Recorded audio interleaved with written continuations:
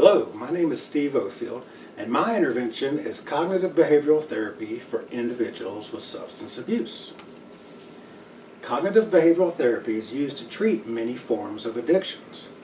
Cognitive behavioral therapy allows the client to learn new coping skills and ways to prevent relapse. Cognitive behavioral therapy is also an intervention used to address psychological disorders when assisting clients with changing harmful behaviors. Cognitive behavioral therapy addresses the way the brain interprets stimuli in an attempt to recondition the thought processes and responses to create less addictive behaviors.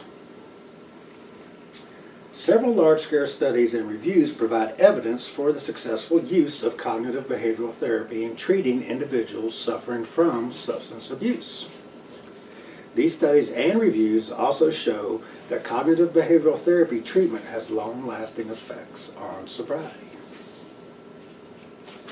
Cognitive restructuring, a form of CBT, where clients are taught how to locate, evaluate, and change faulty thoughts, beliefs, and evaluations that are considered the cause of their psychological distress.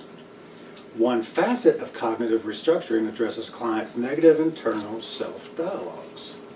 The goal is to restructure the client's self-dialogue with more appropriate positive dialogue, which will in turn alter emotional reactions and subsequent behavior. Cognitive restructuring is used in substance abuse treatment by examining the client's internal thoughts and feelings that elicit the desire to use. This includes addressing negative thoughts, which may cause the client to have negative outlooks on his or her life and the world in general. Some examples of negative thoughts include, I can't do anything right, nobody likes me, the world is against me. When the client dwells on these negative thoughts, he or she is more likely to use.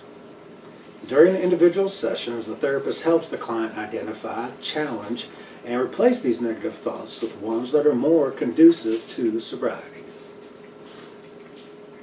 Research has shown that skills learned during CBT for substance abuse remain after the completion of treatment.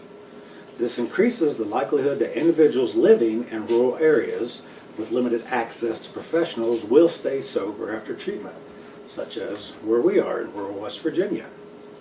CBT is a good choice for individuals living in rural communities because it is a short-term, cost-effective, goal-oriented, individualized approach to treating substance abuse. So here we have the cognitive model. We have the situation, something happens, then there's the thought, the way that the situation is interpreted by the individual, which in turn causes an emotion, a feeling occurs as a result of the thought. And this in turn creates a behavior or an action in response to the emotion. Put quite simply, the way we think interprets how we feel and then behave. Cognitive behavioral therapy and automatic thoughts. Our thoughts control how we feel about ourselves and the world around us. Positive thoughts lead us to feeling good, and negative thoughts can put us down, triggering the desire to use. Sometimes our thoughts happen so quickly that we fail to notice them, but they can still affect our mood. These are called automatic thoughts. Oftentimes, our automatic thoughts are negative and irrational. Identifying these negative automatic thoughts and replacing them with new rational thoughts can improve our mood. Here we have a simple diagram and two different ways to think about it. Example, I made a mistake at work. Automatic thought, I can't do anything right. I might as well go get high. But here's a new thought. I messed up, but mistakes happen. I'll learn from this. Using will only make things worse. Another example.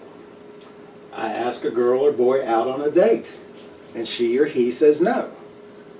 Automatic thought. Nobody likes me. I'm ugly. I should go use. New thought. Hey, that's okay. I'll just ask someone else to the movies. And we have another example. My friend hasn't texted me back. Automatic thought. He or she doesn't like me, is mad at me, doesn't care about me. I should go use. New thought.